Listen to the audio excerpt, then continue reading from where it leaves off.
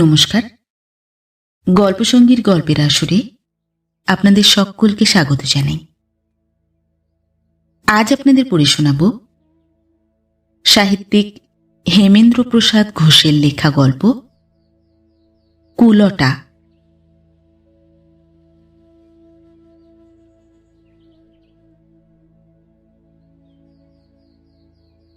কুলটার কলঙ্কিত কাহিনী কে কবে সংগ্রহ করিয়া রাখে? যে আঘ্রাত কুসুম ঘটনাক্রমে পঙ্কিল প্রবাহে পড়িয়া কর্দম কলুষিত কুলে উপনীত হয়, তাহার ইতিহাস কেহ লিপিবদ্ধ করিয়া রাখে না। তাই সতীশচন্দ্রের সহিত সাক্ষাতের পূর্বে সারদা কি ছিল, কোথায় ছিল, সে সকল কথা আমি বলিতে পারি না। সতীশ আমার বাল্যকালের সহপাঠী, সেও অনেক দিনের কথা। তাহার পর যেমন হইয়া থাকে, বাল্যবন্ধুরা কে কোথায় ছড়াইয়া পড়িয়াছে, ঘটনাক্রমে কখনো কোথাও সাক্ষাৎ হয়, হয়তো দু চারিটি কথা হয়, নহেতো কেবল কুশল প্রশ্নের আদান প্রদানেই কথা শেষ হয়। সতীশের সঙ্গেও তেমনি কালে ভদ্রে দু একদিন সাক্ষাৎ হইয়াছে মাত্র। আমি তাহার সম্বন্ধে বিশেষ কিছুই অবগত ছিলাম না। শীতকাল, রাত্রি 2টা বাজিয়া গিয়াছে। আমি লেপ মুড়ি দিয়া অকাতরে অগাধ নিদ্রায় অভিভূত। এমন সময় ডাক ঘণ্টা বাজিয়া উঠিল। বুঝিলাম কোনো রোগীর জন্য ডাকিতে আসিয়াছে। নিম্নতলে বসিবার ঘরে আসিয়া দেখিলাম আমার সরকার একজন সম্পূর্ণ অপরিচিত ব্যক্তির সহিত কথা কহিতেছে। আমাকে দেখিয়া সরকার বলিল, আপনাকে একবার বাহিরে যাইতে হইবে। আমি জিজ্ঞাসা করিলাম, সব কথা স্থির হইয়াছে? সরকার আমাকে দর্শনীর বাবদ কয়খানি নোট দিল। আমি বলিলাম, গাড়ি আনিতে হইবে। আগন্তুক বলিল, আমি আনিয়াছি। কি রোগ? রোগিণীর নিঃশ্বাস রোধ হইতেছে, তিনি বহুক্ষণ মূর্ছিতা। আমি কম্পাউন্ডারকে ডাকাইয়া ব্যাগে কয়টি ঔষধ দিতে বলিলাম। আমি পুনরায় শয়নকক্ষে গমন করিলাম। ডাক আসিয়াছে, বাহিরে যাইতেছি, এ কথা জাগরিতা গৃহিণীকে জানাইলাম। তাহার পর যথেষ্ট গরম কাপড় আবৃত হইয়া রোগী দর্শনে চলিলাম। অল্প সময়ের মধ্যেই গাড়ি রোগীর গৃহদ্বারে উপনীত হইল। একটি ভৃত্য দ্বারের নিকট হাত লণ্ঠন জ্বালিয়া ঝিমাইতেছিল। সে আমাকে পথ দেখাইয়া দ্বিতলে একটি কামরায় লইয়া গেল। গৃহস্বামী রোগিণীর শয্যাপার্শ্বে উপবিষ্ট ছিলেন। উঠিয়া আমায় অভ্যর্থনা করিলেন। আমি দেখিলাম সতীশ। আমাকে দেখিয়া সতীশ যেন কেমন সংকুচিত হইয়া পড়িল। তাহার কথা কেমন বাধো বাধো বোধ হইল। কিন্তু তাহার সে সংকোচ মুহূর্ত মধ্যেই অপনীত হইল। সে রোগিণীকে তাহার পত্নী বলিয়া পরিচয় দিল। আমি পরীক্ষা করিয়া দেখিলাম রোগ মূর্ছা। রোগিণীর মূর্ছা রোগ ছিল। শ্বাসরোধ সম্ভবত তাহারই এক রূপ। অধিকক্ষণ থাকিবার প্রয়োজন হইল না। ব্যবস্থার কথা বুঝাইয়া আমি গৃহে ফিরিলাম। পথে ভাবিতে ভাবিতে আসিলাম, সতীশ কলিকাতাবাসী, কিন্তু এ তো তাহার গৃহ নহে। গৃহে অন্য কোনো পুরুষ আত্মীয়ের অদর্শনে ও রোগিণীর নিকট অন্য কোনো স্ত্রীলোকের অভাবে আমার কেমন বোধ হইয়াছিল। তাই লক্ষ্য করিয়া দেখিয়াছিলাম রোগিণীর সীমন্তে সধবাদ চিহ্ন সিঁদুরের রেখা নাই। আমি ভাবিলাম, ইহার অর্থ কি? গৃহে আসিয়া গৃহিণীকে সন্দেহের কথা বলিলাম। শুনিয়া তিনি হাসিলেন এবং আমার ও সঙ্গে সঙ্গে পুরুষ জাতির বুদ্ধির উপর দোষারোপ করিলেন। তিনি বলিলেন, আমি সহজ উপায় ছাড়িয়াছি। দীর্ঘকাল রোগশয্যায় থাকিলে প্রসাধনের অভাবে ও শয্যার ঘর্ষণে সিঁদুর চিহ্ন অস্পষ্ট হইয়া আসিতে পারে। দীপালোকে তাহা সহজে লক্ষিত হয় না, কিন্তু হিন্দু সধবার বাম হস্তের অলঙ্কার দক্ষিণ হস্তের অলঙ্কার অপেক্ষা সংখ্যায় অধিক হয়। সধবার লৌহ স্বরূপেই হোক বা স্বর্ণমণ্ডিতই হোক, সধবার বাম মণিবন্ধে বিরাজ করে। সংকেত জানিলাম, সংকেত ব্যবহারে সুযোগও ঘটিল। কয়দিন পরে পূর্ব রোগের পুনরাবির্ভাবে আবার আমার ডাক পড়িল। দেখিলাম রোগিণীর 2 মণিবন্ধে অলঙ্কারের সংখ্যা সমান। দেখিয়া দুঃখিত ও ব্যথিত হইলাম। সতীশের পদস্খলনে মনে বড় ব্যথা পাইলাম। রোগিণীর চিকিৎসার জন্য আমাকে মধ্যে মধ্যে যাইতে হইত। ফলে সতীশের সহিত পূর্বের ঘনিষ্ঠতা ক্রমে পুনঃপ্রতিষ্ঠিত হইল। সতীশ বুঝিতে পারিল আমি প্রকৃত রহস্য জানিতে পারিয়াছি। বলি বলি করিয়া একদিন আমি সতীশকে আমার বেদনার কথা বলিয়া ফেলিলাম। সতীশ আপনার সব কথা বলিয়া ফেলিল। শুনিয়া মনে হইল সে যেন হাঁপ ছাড়িয়া বাঁচিল। সে স্বীকার করিল আমাকে দেখিলে সে বিব্রত হইত, পাছে আমি ওই কথা জিজ্ঞাসা করি, তাহা হইলে সে কি উত্তর দিবে ইত্যাদি। এখন আমাকে সব কথা বলিয়া সে যেন ভার মুক্ত হইল। দেখিলাম সারদার মোহে সে যেরূপ মত্ত, তাহাতে সহসা তাহাকে সে মোহ হইতে মুক্ত করা অসম্ভব। সতীশ আরও বলিল, তাহা হইলে সারদার কি হইবে? সে কি তাহাকে আশ্রয়চ্যুত করিয়া ভাসাইয়া দিবে? সে তাহা পারিবে না। সতীশের দোষের মধ্যে আমি তাহার এই সংকল্পে সামান্য গুণ পরিচয় পাইলাম। কয় মাস কাটিয়া গেল। তাহার পর একদিন সতীশের পত্নীর চিকিৎসার জন্য আমাকে সতীশের বাড়িতে যাইতে হইল। পথোদ্দশার পর সেই প্রথম সে বাড়িতে প্রবেশ করিলাম। সতীশের পত্নীকে দেখিয়া আমার বিস্ময়ের সীমা রহিল না। সতীশের পত্নী অসামান্য রূপে রূপবতী, যেন কবির কল্পনা বাস্তবে পরিণত হইয়াছে।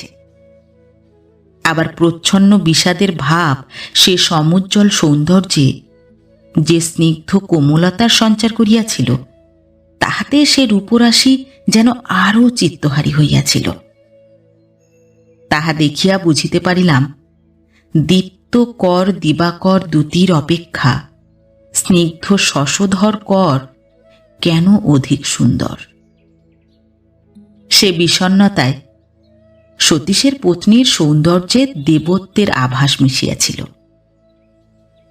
আমি দেখিলাম সতীশের পত্নীর তুলনায় সারদা রূপ গর্বহীনা, অথচ সতীশ তাহারই জন্য পত্নীকে ত্যাগ করিয়াছে, কলঙ্কের ডালি মাথায় তুলিয়া লইয়াছে। ভ্রমর কেন বিকশিত কমল বন ত্যাগ করিয়া সপ্তপর্ণে আকৃষ্ট হয় তাহা কে বলিবে? শ্রী রাধা যখন বিরহ বেদনায় ব্যথিতা, স্বর্ণ প্রতিমা যখন ধুলায় লুণ্ঠিতা, কুবজা তখন শ্যাম সোহাগিনী। ইহা অদৃষ্টের বিড়ম্বনা বটে। সতীশের জননী আমার নিকট অনেক দুঃখ করিলেন। সতীশ তাহার একমাত্র সন্তান। বধূর ব্যবহার গুণে তিনি তাহাকে কন্যার মতো স্নেহ করিতেন। তিনি আপনি দেখিয়া তাহাকে বধূ করিয়াছিলেন। এখন সে সতীশের ব্যবহারে মনোকষ্টে শুকাইয়া যাইতেছে। তাহার দুঃখে ও পুত্রের ব্যবহারে জননীর হৃদয় অহরহ ব্যথিত হইতেছিল। সে কথা বলিতে বলিতে তিনি কাঁদিতে লাগিলেন। তিনি যখন আমাকে এই দুঃখ কাহিনী বলিতেছিলেন, তখন কক্ষের দ্বারান্তরালে কাহার দীর্ঘ নিঃশ্বাস পতনের শব্দ শুনিতে পাইলাম। শুনিয়া দুঃখিত হইলাম, কিন্তু কি করিব? সতীশের ব্যাধি শিবের অসাধ্য। সে দিনের মধ্যে কেবল একবার গৃহে যাইত, প্রভাতে গৃহ হইতে আফিসে যাইত। পত্নীর সহিত ক্বচিৎ তাহার সাক্ষাৎ হইত। আমি কি করিয়া তাহাকে ফিরাইব? 1 বৎসর কাটিয়া গেল। বৎসরের মধ্যে সতীশের কোনো পরিবর্তন ঘটিল না। ক্রমে তাহার সম্বন্ধে নিরাশ হইতে লাগিলাম। এই সময় একদিন দেখিলাম সতীশের মুখ অন্ধকার। আমি কারণ জিজ্ঞাসা করিয়া জানিলাম, সতীশের জননী আসন্ন অর্ধোদয় যোগে বারাণসীতে গঙ্গা স্নান করিতে যাইতে চাহেন। শুনিয়া আমি বলিলাম, তাহার আর ভাবনা কি? আমার মাও যাইতে উৎসুক। এমন সঙ্গী পাইলে তাহারও যাওয়া ঘটিবে। সতীশ কিন্তু সন্তুষ্ট হইল না। প্রকৃত কথা এই যে সতীশের জননী যেমন বারাণসী যাইতে উৎসুক হইয়াছিলেন, শারদাও যাইবার জন্য তেমনই আগ্রহ প্রকাশ করিতেছিল। কাজেই সতীশ বিপন্ন হইয়া পড়িয়াছিল। সতীশ জননী ও শারদা উভয়কেই নিরস্ত করিবার প্রয়াস পাইল, কিন্তু সফল হইল না। শেষে দাঁড়াইল এই যে আমি আমার জননীর সঙ্গে সতীশের জননীকেও লইয়া যাইবার ভার লইলাম। সতীশ সরকার ও দাসী সঙ্গে দিয়া শারদাকে পাঠাইবার ব্যবস্থা করিল। সে স্বয়ং গেল না। যাইবার দিন দেখিলাম সতীশের জননীর সঙ্গে তাহার পত্নীও চলিয়াছে। তাহার যাইবার কথা পূর্বে শুনি নাই। কারণ জিজ্ঞাসা করায় সতীশের জননী অশ্রু গদগদ কণ্ঠে বলিলেন, কি করিব বাবা, তুমি তো সবই জানো। বৌমা কাঁদিতে লাগিল, বলিল, মা, জন্মান্তরের কর্মফলে এ জন্মে এই দুর্গতি। এ জন্মে পুণ্য সঞ্চয় করিতে পারিলে হয়তো জন্মান্তরে সুখী হইতে পারিব। কাজেই আমি লইয়া যাইতে সম্মত হইলাম। নহিলে কি বৌমার তীর্থধর্ম করিবার বয়স? তিনি কাঁদিতে লাগিলেন। আমারও চক্ষু জলে ভরিয়া আসিল। দেখিলাম আমার মাও কাঁদিতেছেন। কয়টি রমণী, কয়জন ভৃত্য ও কতকগুলি দ্রব্য লইয়া আমি বারাণসী যাত্রা করিলাম। বহু কষ্টে রিজার্ভ কামরার ব্যবস্থা করিলাম। কাজেই যাত্রীর বিষম বাহুল্যেও কোনরূপ ক্লেশ ভোগ করিতে হইল না। আমরা নিরাপদে বারাণসীতে আসিয়া উপনীত হইলাম। যোগের দিন প্রত্যুষে জনকোলাহলে নিদ্রাভঙ্গ হইল। বাতায়ন পথে চাহিয়া দেখিলাম রাজপথ গঙ্গা স্নানার্থী ও গঙ্গা স্নানার্থিনীতে পূর্ণ। বর্ষার বাড়ি প্রবাহের মতো জনস্রোত অবিরাম বহিয়া যাইতেছে। সে দৃশ্য দেখিয়া মনে এক নূতন ভাবের উদয় হইল। পুণ্যকামীদিগকে দেখিয়া মনে বিস্ময় ও ভক্তি সমুদিত হইল। গঙ্গা তীরে আসিয়া সে ভাব সমুজ্জ্বল হইয়া উঠিল। বৃদ্ধ বৃদ্ধা, যুবক যুবতী কি আগ্রহে গঙ্গার পূর্ণ প্রবাহে অবগাহন করিয়া জন্ম সার্থক মনে করিতেছে। এ আগ্রহ যে অটল বিশ্বাসের ফল, সে বিশ্বাস মানুষকে দেবত্বের সন্নিহিত করে। এই বিশ্বাসের বলেই মানুষ সকল পার্থিব সম্পদই হেলায় পরিত্যাগ করিতে পারিয়াছে। সঙ্গে সঙ্গে মনে হইল এ বিশ্বাস আমাদের অধিকৃত ছিল, আর নূতন শিক্ষায় ও নূতন দীক্ষায় আমরা এই বিশ্বাস হারাইতে বসিয়াছি। ইহা উন্নতির চিহ্ন না অবনতির নিদর্শন? বহু চেষ্টায় কোনরূপে মাকে, সতীশের জননীকে ও সতীশের পত্নীকে স্নান করাইয়া লইলাম। সে জনতায় গঙ্গায় অবগাহন যে কিরূপ দুষ্কর, তাহা যে না দেখিয়াছে তাহাকে বুঝাইতে পারিব না। তাহারা তীরে ভিখারীদিগকে অর্থদান করিলেন। তাহার পর তাহাদিগকে লইয়া আমি গৃহে চলিলাম। গৃহে ফিরিবার সময় নদী হইতে অদূরে পথের উপর কয়জন লোক একত্রিত হইয়াছে দেখিয়া কৌতূহলবশে চাহিয়া দেখিলাম। একজন মরণাহত রমণী পথে পড়িয়া আছে।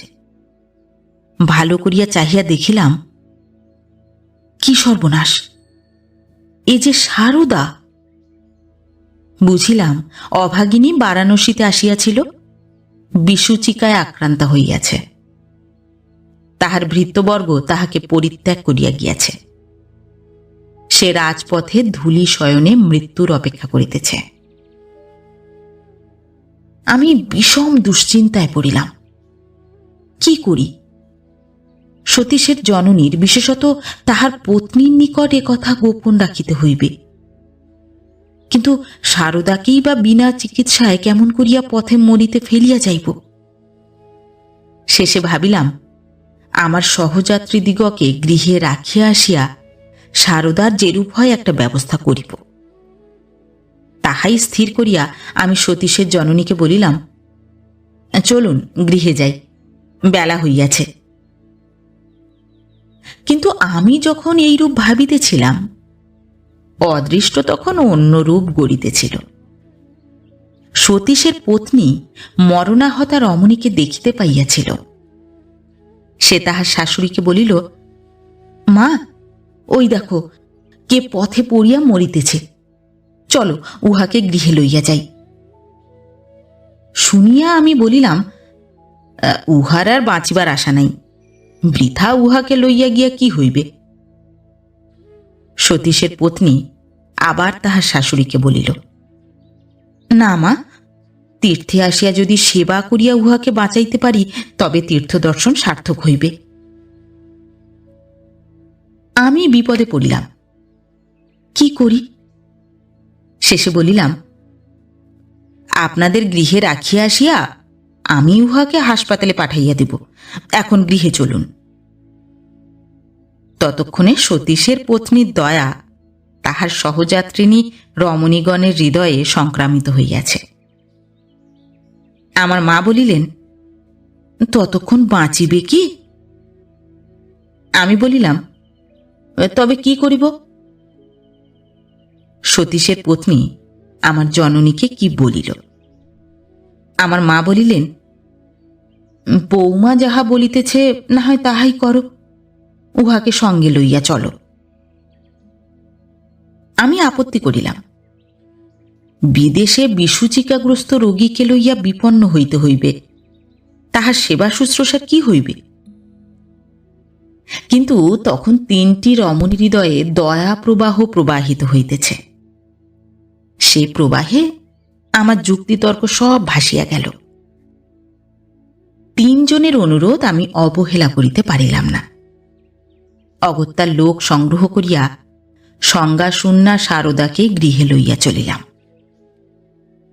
আমি ভাবিতে ভাবিতে চলিলাম, না জানি কি হইবে। যদি সারদাকে মৃত্যুর মুখ হইতে উদ্ধার করিয়া সতীশের পত্নী তাহার পরিচয় পায়, তখন সে হৃদয়ে কি বিষম বেদনা পাইবে। আবার সারদা যখন জানিতে পারিবে সে তাহার জীবনদাত্রীর সর্বস্ব অপহরণ করিয়াছে, তখন সেই বা কি ভাবিবে? আমি ভাবিয়া কিছুই স্থির করিতে পারিলাম না, কিন্তু আশঙ্কায় হৃদয় চঞ্চল হইয়া রহিল। না জানি কি ঘটিবে। গৃহে সারদার সেবা শুশ্রূষার ত্রুটি হইল না। সতীশের পত্নী যেভাবে তাহার সেবা করিতে লাগিল, তাহা দেখিয়া আমি, চিকিৎসা ব্যবসায়ী আমিও বিস্মিত হইলাম। রোগিণীর অবস্থা ক্রমেই ভালো হইতে লাগিল। সুখের বিষয়, সন্ধ্যার অব্যবহিত পূর্বে যখন সারদার জ্ঞান সঞ্চার হইল, তখন সে কক্ষে আমি ব্যতীত আর কেহ ছিল না। সারদা আমাকে দেখিয়া কিছুক্ষণ বিস্ময়ে কথা কহিতে পারিল না। তাহার পর বলিল, হে কি, আপনি? আমি দেখিলাম সকল কথা বলিলে দুর্বল দেহা সারদার বিপদের বিশেষ আশঙ্কা বিদ্যমান। তাই কেবল বলিলাম, সব পরে বুঝাইয়া বলিব। সাবধান, তুমি যে আমাকে চিনো তাহা প্রকাশ করিও না। সারদা আরও বিস্মিতা হইল। 2 দিন কাটিয়া গেল। সারদার রোগ মুক্তিতে সতীশের পত্নীর আনন্দ যেন আর ধরে না। সারদা তাহার শুশ্রূষায় ক্রমেই কুণ্ঠা বোধ করিতে লাগিল। শেষে 3য় দিন সে সতীশের পত্নীকে বলিল, আপনি ভগিনীর অধিক যত্নে ও স্নেহে এ অভাগিনীর শুশ্রূষা করিতেছেন, কিন্তু আমার পরিচয় পাইলে আপনি আমাকে কেবল ঘৃণা করিবেন। সতীশের পত্নী বলিল, না, ঘৃণা করিব কেন? সারদা স্থিরভাবে বলিল, আমি গৃহস্থের পবিত্র গৃহ কলুষিত করিয়াছি। আমি কুলটা। সতীশের পত্নী মুহূর্তমাত্র বিস্ময়ে মুখ হইয়া রহিল। তাহার পর বলিল, কুলটাকে ঘৃণা করিবার অধিকার আমার নাই। সারদার নয়ন বিস্ময়ে বিস্ফারিত হইল। সে জিজ্ঞাসা করিল, সে কি? সতীশের পত্নী উত্তর করিল, আমার স্বামী আমার সে অধিকার আর রাখেন নাই। স্বামী যাহাকে জীবন সর্বস্ব জ্ঞান করেন, পত্নীর তাহাকে ঘৃণা করিবার অধিকার নাই। কথাটা বলিতে বলিতে সতীশের পত্নীর গলাটা ধরিয়া আসিল। তাহার পর সে উঠিয়া চলিয়া গেল। এমন অবস্থায় কোন পতিপ্রেম বঞ্চিতা মর্মবেদনা মথিত অশ্রু সংবরণ করিতে পারে? সেই দিন আমি সারদাকে সকল কথা বলিলাম। শুনিয়া সারদার রোগ শীর্ণ আনন রক্তলেশ শূন্য হইয়া গেল। সে কষ্টে আত্মসংবরণ করিয়া কাতর ভাবে আমাকে বলিল, আপনি সব জানিয়া কেন আমাকে এখানে আনিলেন? আমি বলিলাম, আমি তো বলিয়াছি, আমার অনিচ্ছা সত্ত্বেও বাধ্য হইয়া আমি তোমাকে এখানে আনিয়াছি। সারদা আর কিছু বলিল না, ভাবিতে লাগিল। আমি অবিলম্বে কলিকাতায় ফিরিবার জন্য ব্যস্ত হইলাম। মার ও সতীশের মার মত হইল না। 3 দিন পরে আর একটি যোগ ছিল। তাহারা বলিলেন সেই যোগে স্নান করিয়া ফিরিবেন। সতীশের পত্নীও সেই মত করিল। বুঝিলাম তাহার কারণ আরও 3 দিনে সারদা সম্পূর্ণ সুস্থ ও কিছু সবল হইতে পারিবে। আমরা যেদিন কলিকাতা যাত্রা করিব, সেই দিন প্রত্যুষে পরিচিত কণ্ঠের কলরবে নিদ্রাভঙ্গ হইল। কি হইয়াছে জানিবার জন্য ব্যস্ত হইয়া বাহিরে আসিলাম। মা সতীশের জননী ও সতীশের পত্নী দাসীকে তিরস্কার করিতেছেন। মা বলিলেন, তুমি কি বলিয়া তাহাকে যাইতে দিলে? দুর্বল শরীরে এই শীতে প্রত্যুষে গঙ্গা স্নান কি সহ্য হইবে? দাসী বলিল, আমি কি করিব? তিনি জিদ করিয়া বাহির হইলেন, সঙ্গে যাইতে চাহিলাম, নিষেধ করিলেন। আমি জিজ্ঞাসা করিয়া জানিলাম সারদা গঙ্গা স্নান করিবার জন্য বাহির হইয়া গিয়াছে। আর বকাবকি করিয়া কি হইবে, আমি যাই, দেখিয়া আসি বলিয়া বাহির হইয়া পড়িলাম। অদূরে গঙ্গা, নিকটবর্তী ঘাটগুলিতে ঘুরিলাম। সারদা নাই। তখন আমার সন্দেহ হইতে লাগিল, হয়তো সে কোথাও চলিয়া গিয়াছে। অজ্ঞাত আশঙ্কা আমার হৃদয় পীড়িত করিতে লাগিল। শেষে সন্ধানে সফল না হইয়া আমি গৃহে ফিরিলাম। সারদার কক্ষে যাইয়া খুঁজিতে খুঁজিতে তাহার উপাধান তলে দুইখানি পত্র পাইলাম, একখানি সতীশের পত্নীকে, অপরখানি সতীশকে লিখিত। সতীশের পত্নীকে সারদা লিখিয়াছে, যে অভাগিনী আপনার সর্বস্ব আত্মসাৎ করিয়াছিল, আপনি তাহাকেই জীবন দান করিয়াছেন। এ কথা ভাবিয়া আমি ঘৃণায়, লজ্জায়, অনুতাপে দগ্ধ হইতেছি। কিছুতেই শান্তি লাভ করিতে পারিতেছি না। মৃত্যু ব্যতীত আমি সে শান্তি পাইব না। আমি তাহারই সন্ধানে চলিলাম। জীবনই মানুষের সর্বাপেক্ষা প্রিয়, আপনি আমাকে তাহাই দান করিয়াছেন। আর আমি কি তাহার প্রতিদানে আপনাকে আপনার অধিকার ফিরাইয়া দিতে পারিব না? আমিও রমণী, আপনি সতী। আপনাকে পতিপ্রেম হইতে কেহ চিরবঞ্চিতা রাখিতে পারিবে না। আপনার অগ্নি পরীক্ষাপুত প্রেম আজ জয়ী হইয়াছে। আপনি পুণ্যবতী, আপনার আশীর্বাদ সফল হইবে। তাই আজ আপনার নিকট আশীর্বাদ ভিক্ষা করিতেছি, যেন জন্মান্তরে আর কাহাকেও এমন মনোবেদনা দিবার দুর্ভাগ্য আমার না ঘটে। আমার অপরাধ নিজ গুণে ক্ষমা করিয়া আমাকে এই আশীর্বাদ করিবেন। পত্রখানি পড়িতে পড়িতে সতীশের স্ত্রীর নয়ন হইতে অশ্রু ঝরিয়া পড়িল। রমণীর পূত দয়া প্রবাহে সারদার অপরাধ বিধৌত হইয়া গেল। তাহার প্রার্থনা সফল হইল। সারদা সতীশকে লিখিয়াছে, আমার অদৃষ্ট এতদিনে আমাকে আমার জীবন পথের শেষ দেখাইয়াছে। তুমি আমাকে অযাচিতভাবে অপ্রত্যাশিত সুখে সুখী করিয়াছ। আজ আমি তোমার সুখের পথ হইতে সরিয়া তোমার পক্ষে সে পথ মুক্ত করিতে যাইতেছি। তুমি ডাক্তারবাবুর নিকট সকল কথা শুনিতে পাইবে। তুমি কেমন করিয়া আমার মায়ায় অভিভূত হইয়া আমি যাহার চরণ রেণু স্পর্শ করিবারও উপযুক্ত নহি তাহাকে ভুলিয়াছিলে।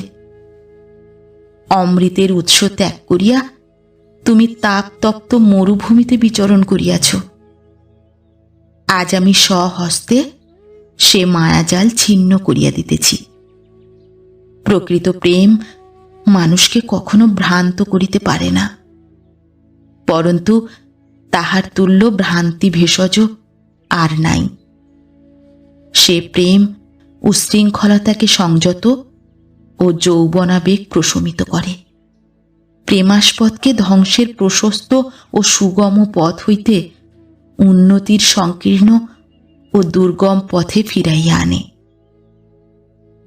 সে প্রেমে যাহার উদ্ধার সংসাধিত না হয় তাহার আর উদ্ধারের আশা নাই। আজ সেই প্রেম তোমাকে ভ্রান্তি হইতে মুক্তি দিতেছে। সেই প্রেমে তুমি সুখী হইবে। তোমার নিকট আমি শত অপরাধে অপরাধী। আমার সে সকল অপরাধ ক্ষমা করিও। আমরা সেই দিন কলিকাতায় যাত্রা করিলাম। সারদার কথাই সত্য হইল। সারদার অন্তর্ধান সতীশের পক্ষে বিষম বেদনার কারণ হইল। কিন্তু পত্নীর প্রেমে সে বেদনা অপনীত হইল। পত্নীর প্রেম তাহাকে প্রকৃত সুখে সুখী করিল। আমি সতীশকে কখনো সারদার কোনো কথা জিজ্ঞাসা করি নাই, কিন্তু আমি বুঝিতে পারিতাম সারদার সমুজ্জ্বল আত্মদান তাহাকে নারী হৃদয়ের এক অদৃষ্টপূর্ব মহত্ব দেখাইয়াছে। সে তাহা ভুলিতে পারে নাই, আমিও তাহা ভুলিতে পারি নাই। সেই আত্মত্যাগে তাহার কলঙ্ক কলুষিত জীবনের সকল কালিমা প্রক্ষালিত হইয়াছিল।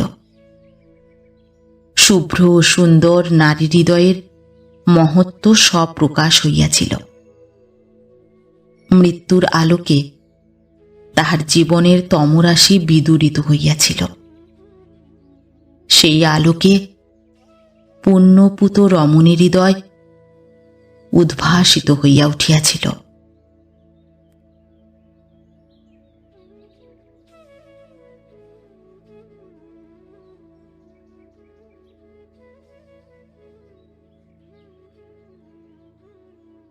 নমস্কার। নতুন একটি গল্প নিয়ে খুব শিগগির ফিরে আসছি। ততক্ষণ সবাই ভালো থাকবেন, সুস্থ থাকবেন। গল্প পাঠ কেমন লাগলো অবশ্যই কমেন্ট করে জানাবেন, এবং ভিন্ন ভিন্ন স্বাদের অডিও স্টোরি শোনার জন্য অবশ্যই চ্যানেলটি সাবস্ক্রাইব করবেন। ধন্যবাদ।